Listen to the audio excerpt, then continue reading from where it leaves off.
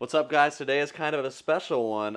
We have a big trade going down here in a little bit. A couple really unique Pokemon pieces that I'm getting, but also our biggest hand-delivered buy list submission from Eric, who goes by American Bash on Whatnot and Discord. So if you guys have hung out with us on Whatnot, you almost certainly know the name American Bash because he's hung out with us a ton. And we wanted to dive into, Eric, like how you got everything. There's a ridiculous amount of stuff here. We're paying $3,367. There's a lot of Wii Sports, a lot of Guitar Heroes, a lot of Game Boy games, PS2 games in here.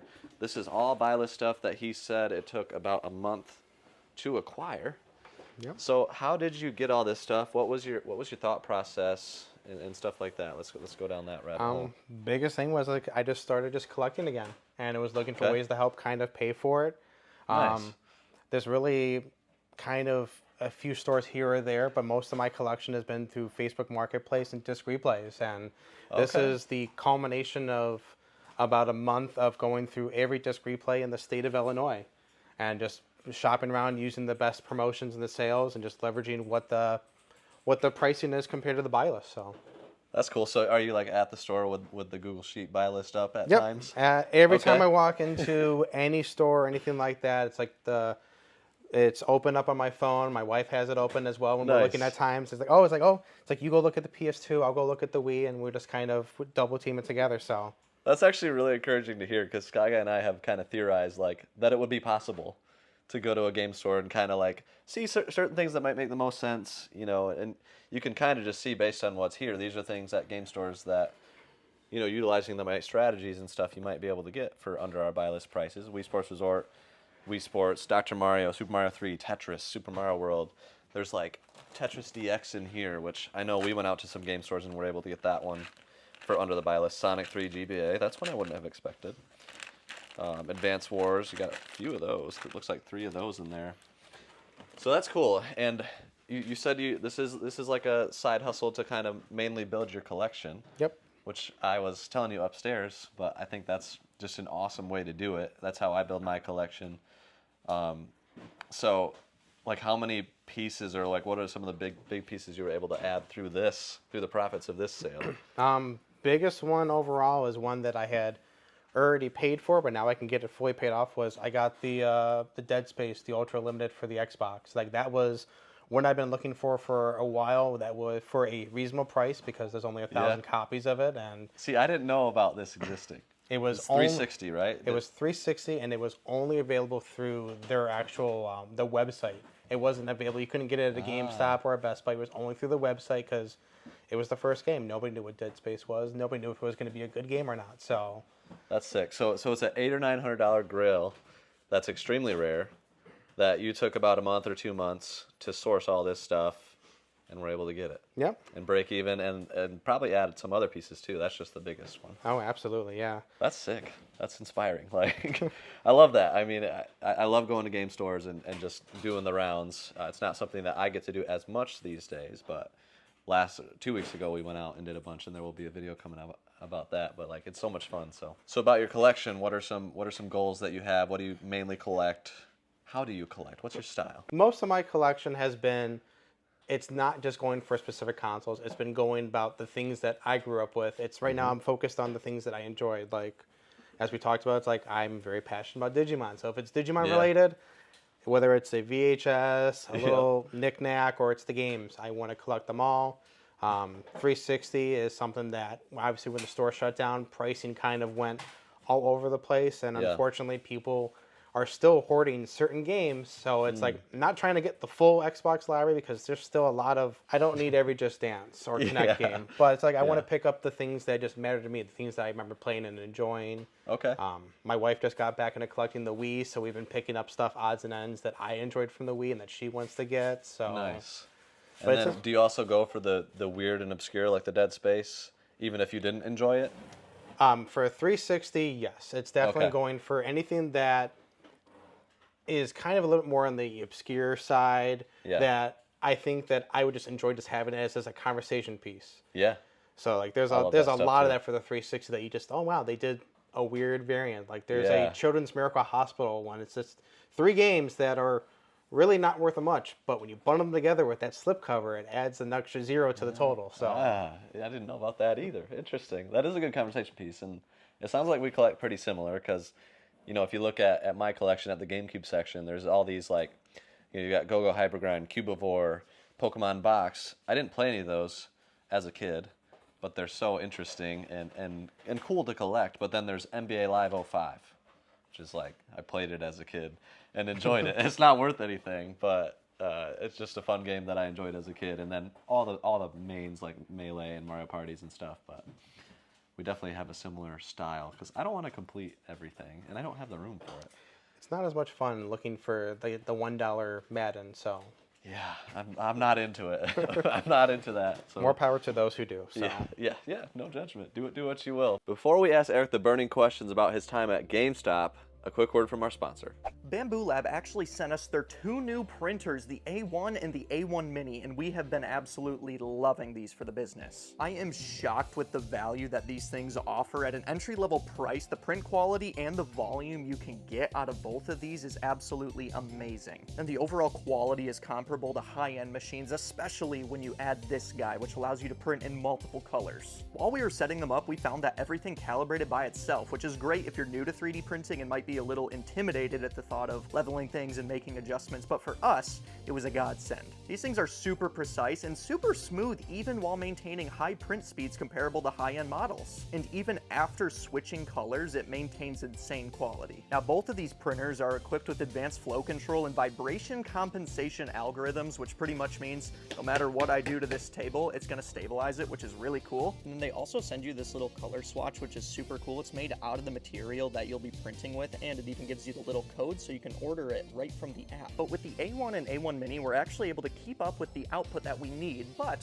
we're also able to design cool stuff like this that we just need around the barn. These are actually pad holders that Matt designed for our Echo Master machines. These are our disc cleaner machines, and inside they have these pads, and we needed a place to put them so they weren't just loose in a drawer. So we made these. And then over here, we also made little spindles that can hold all of our discs that need to be cleaned. So we certainly have a use case for this in our business, as we have little problems that occur that we can actually solve by making stuff like this. But here's how easy it is to print. All you do is just press this button right here, click on whatever file you have loaded on an SD card. You can choose what kind of filament you want to print with if you're using multiple colors, and then it'll start the printing process by heating the print bed and getting all the nozzles and balancing in good shape. And here's a time lapse of us printing cool holders for all of the spools. It's really nice that we can just set it and forget it, and now the lights did turn off a little bit, but here they are. With our business, we clearly sell a lot of games and manuals and more, but we just launched a rewards program over on Whatnot with one of their new features, and part of it,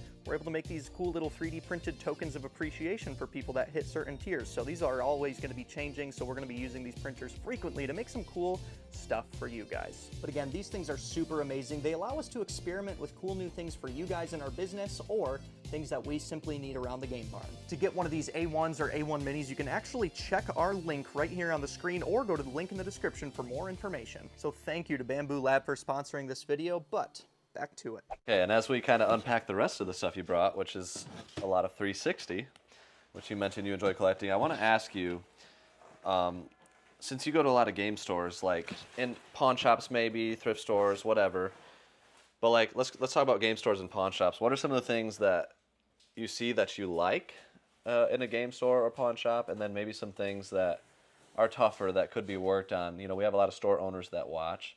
So what are some things that you like? What are some things that you dislike from a customer perspective? Biggest thing I like is when they take the time to actually put presentable product out there. There's so many times where I will literally go and get something and I'll pass on it just because the case is broken in a way that it destroyed the cover art, which they could have easily have just fixed that before putting it back on the shelf or anything like that. Sure. I really just enjoy a lot of them are just, they're more aware of what is sought after now. So something that is more obscure and high value, they're much more willing to just get it right in front and center, so that way they can draw people in. That makes sense. Like, I love that, like, the Disc Replays by me, all of them have their own Facebooks, and they all advertise whenever they get something really cool in to draw people in, so. Okay, cool. So having stuff clean, well put together on the shelf. You can always use the cases from XYAB. Shout out to the channel sponsor, which you actually used Yep. In a lot of the Wii games, he used XYAB cases, which means on the buy list end, no deductions, right? So they're a good channel sponsor, $50 off your first order of 100 or more. You can check them out. If you're a reseller like Eric and us, they might come in handy for you. But the other thing you mentioned is having the high-end selection kind of like in one centralized area. Is that like the display case with high-end? You like that? Yeah, just being Okay. able to see what the big things that they have right there. Yeah, And I also like just that too. having the employees that just, when they have something really big, have them be aware of it so that way they can communicate with it. Because there are times I walked into a store and they're like, oh, we just got this in. It's not out there yet. Do you want to see what we got? Because a lot of them's like, if they don't know what they have, it's kind of Yeah. hard to sell, hard for anyone who want to buy it. So Yeah, that's a good point. Yeah, then the social media presence is very important. We actually have a Discord member, but he also has his own channel, Nerd Nation. Michael, he's opening up a game store pretty soon and is going to be documenting that journey on his channel. So definitely check out Nerd Nation on YouTube if you're interested in that. He does a good job. And if you're meet him too, right? I did not have a chance to meet him. I passed by him, but every time I saw him at Retrofest, he was always filling up his wagon with deals. So I was just moving Sounds like along. Nerd It's Nation. like, I'll talk to him eventually, and just didn't have a chance this time, but I'm sure I'll have a chance in the future. So Yeah, he's a good dude. Also, Retro Game Rescue in St. Louis, if you're in that area. Alex is a Discord member. He's a great store owner. Check out that store. Another question I have, especially in the game store gambit. Shout out to Caleb with the GameCube gambit back in the day. But, you enter a game store, and this is a chain store. They have a few locations, an example of Disc Replay. What's your strategy when you're going in? If you're with the intent of maybe building your collection and getting profits from other things to cover the cost of building the collection, because you're married, like your wife, I'm sure it comforts her to know that there's a break-even equation and you're not just. It comforts Very my much wife. so. I don't want to speak for her, but but yeah, that's a huge part of the equation, I think, for building a collection. So how do you do that? What's your strategy? Just from a macro perspective and when you enter the store. biggest thing first is just look at the pricing. I've been to stores where, like for example, Wii Sports will be priced at $20. I've been to stores where it's priced at $40. Yeah, And same. it's just because their reasoning is because it's just, we don't get it as much, so we want to increase the price, even though it might not ever sell at that. My biggest success with all this was just been using whatever promotions they have available. Okay. A lot of these ones that I went to it's like you come in a few times, check in, you get 20% off your entire order. Or like some of these ones, it's like you buy 5, you get an extra item for free. And a lot of that can help elevate just how much profit you can make off of it, especially when, like I was working off of the buy list. So it's like seeing what you were willing to pay versus how much it would cost me. Yeah. And even if I was only making $1 or $2, but it's guaranteed profit, that's how I see it. It's like, okay, if I make $1 or $2 and bring enough of it, it adds up to quite a bit. So 100%. And one thing that you did, I'll mention on your behalf, but you mentioned like a lot of these stores you've been going to for years. You built your collection. You've always been friendly with the associates. You've made connections, right? Yeah. So a lot of them know you. They know that you're a good guy, and like you go in and they're happy to see you, and they're also like happy to sell to you. You mentioned that they've said, yeah, these promotions and these things, like our margins are built in. We're very happy with the prices we're getting. We're making our money, so we want to sell as much as we can. So yep. if you go into those stores, that's helpful. Yes. When they have that mindset, but they might not have that mindset with somebody that comes in and is just a jerk to them or is short with them or whatever. So I commend you for building that relationship first and kind of Being working your way friendly into goes that. a long way. So It really does. It really does. You also have had 10 years of experience at GameStop, including some management of a store. yep. So how long did you manage the store? I was a key holder role for 7 or 8 of my 10 years with the company. Dang. And then I ran the Woodfield Mall GameStop for 5 consecutive years of my management there. So I spent almost half my time just running a mall store, which is Dang. one of the biggest ones and one of the busiest ones, especially in Q4 in the holiday bet. season. So Yeah. So what are some of the things that you learned from that experience? I mean, that's a long time. So like from the retro game scene, stuff to look for, any takeaways just from the GameStop experience? biggest thing was just keep an open mind, because there's a lot of stuff that might come through the door that you might downplay. It's like, oh, it's not worth anything, and then all of a sudden it's like, oh wow, this is a $60 item for no reason. Okay. And then it's not necessarily something that we came from GameStop, but just seen from like the people and the customers and the collectors was just how the importance of having everything, making sure you have the manual and have the case, Sure. and just making sure you work with that. When I worked for GameStop, I was at the time period when GameStop was just dumping the DS cases. Like they would get them, you throw them out. Sadness. I was one of the few stores that I would hoard every case that came into the store, and I Nice. would throw it into our storage area and forget about it and hide it from the district manager. Yeah. So that way, whenever we had the game came in and I could put it in with the case, Oh, that's it cool. definitely helped it because Save some games, man. Exactly. Yeah, absolutely. We sell a ton of DS cases actually on Whatnot, so we definitely are trying to do that too. Just keeping the cases out there, especially in the U.S. They're harder to find because of GameStop. Honestly, it's the biggest offender. so many ones were just discarded over the years. It's really sad. It is sad, but I'm glad you did your part in keeping those. How has GameStop changed? You ended in what year? 2011. Okay, and I'm sure you've been to some GameStops in the 2020s and beyond. So like, how has it changed? Is it the same? What are some things you've noticed? It's lost a lot of its charm over the years. Okay. When I left the company, I just was not happy with how things were going because I saw that there was obviously the bigger focus on digital content, and they were really trying to push for a lot of that. But it's just GameStop really hasn't quite found what it wants. Like it did retro, it stopped doing retro, it came back to do retro. Yeah. They tried to get into crypto, and that didn't really go very well at all. Yeah. But it's like they've lost their like the passion for it. Like a lot of the people that were really cared about the industry and who worked for the company were kind of pushed out in the ability to try to save whatever money they can. Yeah. Because it's like, how excited are you to go to a midnight release anymore for a game? Like that was my favorite I haven't times been in working. quite some time. So I'm curious, like if you were, backseat president of GameStop, so you're in charge today. Like what are some things that you would do to steer the company in the right direction for the long term? Do you have a couple bullet points that you think might be helpful? Well, biggest thing was just embrace the collector organization. Like price stuff based on, does it have a manual? That is a big thing, especially with them going into to the retro side of stuff. Like, does it have a manual? Does it have a case? Yeah. Like, there's a lot of the stuff that they have retro side that's priced accordingly if it was loose, but then you have stuff that's priced as if it was complete CIB. So if you were to price things kind of based on overall what its condition, what it has, that could be a factor. Okay. Biggest thing is just have it so the stores are fun again. It's a lot of stores. It's sparse. A lot of them don't have that same charm, the vibrance. Like half the times the TVs aren't working. They don't have anything going in the background. It's just quiet. Yeah. But it's just there's something about just having the charm of making sure like a game release should be something to look forward to, not looking forward to like, oh look, it's coming in the mail today. Right. Like being able to go to the store and be able to talk to people and play Good the games. atmosphere, events, and Bringing back the atmosphere would be a huge part, just to kind of bring GameStop to what a lot of us remember when GameStop was an enjoyable experience. Nowadays, it's not the same what it used to be.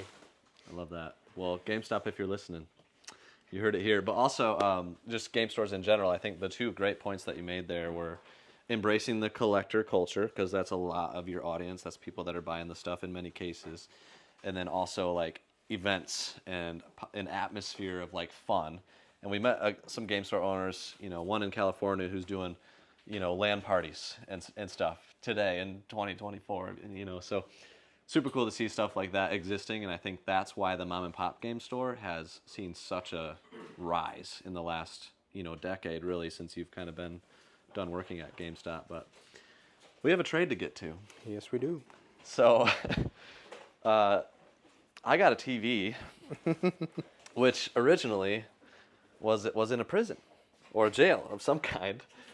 And funny enough, I got this from a game store, from Second Chance Games in Portage, from Lou. But these TVs are completely transparent, so no contraband can be... Is that a razor blade? That's a razor blade. So you noticed that we had this and have kind of been joking about getting it for the longest time. Mm-hmm. And we're making it happen. So that is yours. And this is what he brought me right here. So tell me how you got that right there. So and what it is. this is a not for resale demo cartridge. This is something that you would see inside like a GameStop or a Best Buy. That'd be in the kiosk systems for people to try the games to see if it's something they're interested in. Supposedly, what's supposed to happen is when they're done with them, they're supposed to be sent back to Nintendo and destroyed or repurposed. Fortunately, most of them quite don't make it that way. I picked up this as well with an assortment of other not for resale cartridges from Whatnot. Heck So yeah. just shopping the deals, just watching them, and then just a lot of these ones they just weren't on people's radars. They weren't really paying attention to the price, and I saw what they were going on eBay. It's like, cool, it's a good opportunity to do that, and Yeah, maybe get some trade value out of it. So that's exactly what I was picking these up for, was to do some trades. So that's perfect. And this is one that I do not have, and it will be going in the Pokemon collection. And spoiler for you guys, and I'll let Sky Guy decide if this is staying in, but Pokemon Pursuit will be relaunching soon on the main channel, Chase After the Right Price, which I'm very excited about, to say the least. And so the seller you got these from, do you want to give them a shout out? Are they a good seller on Whatnot? It's somebody on there. His name is Sticks Picks. He does a lot of just like flea markets, storage locker buys. Nice. Occasionally he'll work in some collections. Same Right on. name on YouTube and everything like that. He Sticks actually just Picks. bought a storage locker. I watched that video earlier today, actually. Nice. But great guy. He has every once in a while he'll get some really cool gems that people just often will not pay attention to. So it's always good Maybe deals get and some Whatnot. deals from Sticks Picks. All right, shout out. But these ones you also brought. So this is Explorers of Sky, same type of thing, not for resale, kiosk. It's a demo cartridge. And I bought this one from you, so thank you. But this one you got to tell me about, because this is a fascinating piece. This says refurbished product sold as is, and it's sealed up on the back still in the baggie with the same sticker. But underneath that sticker, it is a not for resale cartridge, and it's not the version of the cartridge that has like where you write your name, in that area. It's not for resale. So why does this exist? What's the story from what you know? So from what I mentioned is that when these not for resale cartridges are done, they've served their purpose. They're supposed to be sent back to Nintendo. Obviously, I said a lot of them don't make it their way. Some of them, the ones that do, with people who follow the rules, they send them back. Most of them typically get destroyed or just stored away. But some of them that actually had full games on them supposedly were just refurbished by Nintendo and then were distributed for sale. Whether don't know what avenues they were selling to, but they were selling to the employees, Right, to or the public. There probably weren't that many, so. I've only seen information about 4 of them. Like I saw this one on eBay that looks exactly identical to this one. Okay. And that's what I used to kind of use as base as my information, try to hunting for it. And it was just, it's such a unique piece that I was like, I've never seen any of these ones would appear to be new or just look like it's one of the cleanest cartridges I've seen for that. So Yeah, this is insane. And I didn't even know it existed, so when you sent a picture of this, I was like, I think I might need that. I did have to pay a pretty penny for it, but you still gave me a really great deal, and I really appreciate that. That's going in the collection. So 3 new collection pieces for me today. 1 new collection piece for you, or tester TV, whatever you want to do. a little bit of both. Yeah, it's a win-win. Why have you wanted this? Mainly because when I saw it, I was looking for something that I could use for a tester TV along this lines, because all the TVs I have at home are just HDMI compatible. So I don't have anything that just can support their regular AV cables. Yeah. And I saw that, and I saw the deal that you got from Lou, and I'm like, okay, maybe we can work out a deal someday and make everyone happy. So I'm really glad that something like this came along, and it's also just been a running joke on Whatnot. It's been fun, yeah. And you mentioned that enjoying collecting conversation pieces. This is the ultimate. This has led to so many conversations in my short time of owning it, so I'm glad that you're taking it with you. Yeah. Well, before you leave, you need to sign the sign. Awesome. You can see on there we've got Ty from Chasing Cardboard, we got Lou from Second Chance, we've got Hobby Shopper on. Mojave Ronin recently signed it, so. Ooh, people don't know about Hobby Shop Ron yet. Yeah, Hobby Shop Ron came to the barn recently, so that video will be coming out soon. But yeah, we'd love to get you up there, and thanks again for coming, man. Absolutely. Appreciate it. A pleasure.